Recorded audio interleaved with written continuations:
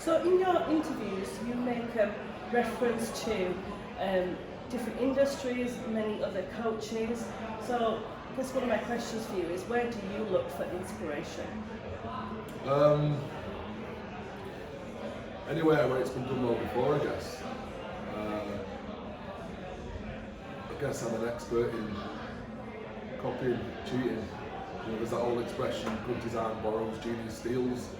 I don't think there's anything new under the sun that's ever been done. You know, if you look back through some of the ancient kind of tombs of the art of war, by Sun Tzu, or more recently, you know, mindfulness being employed through even the upper echelons of the military elite, the SAS and the Special Forces, which we spent a bit of time with.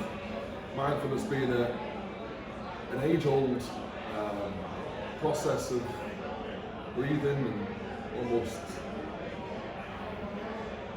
meditation to bring you back to the present, bring your thoughts back to somewhere that's lucid as opposed to being in stress and a fight or flight, sympathetic state that we can slip into in competition or in war.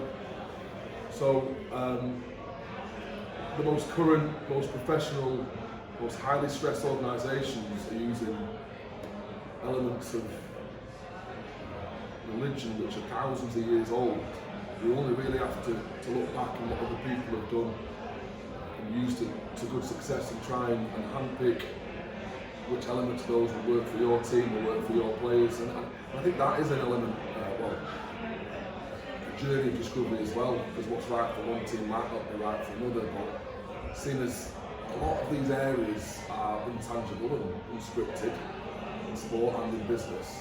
It's really about understanding and exploring what works for you if you're open-minded enough for it. So coming back to your original question, without waffling too much, look for those opportunities everywhere, all the time. It might be a documentary on TV, it might be a podcast that someone puts me onto, or just a conversation with a lad who's been in a different environment, and to use what Faf de Klerk, one of our World Cup winning players, what worked with the Springboks winning that World Cup, and seeing how we can take it, shape it, and make it our own. So yeah, and I think once you open the blinkers, you can see those opportunities everywhere. When you become set in your ways and well trapped into what's worked in the past, then you stop that growth, you stop that kind of journey of what's best for you moving forward.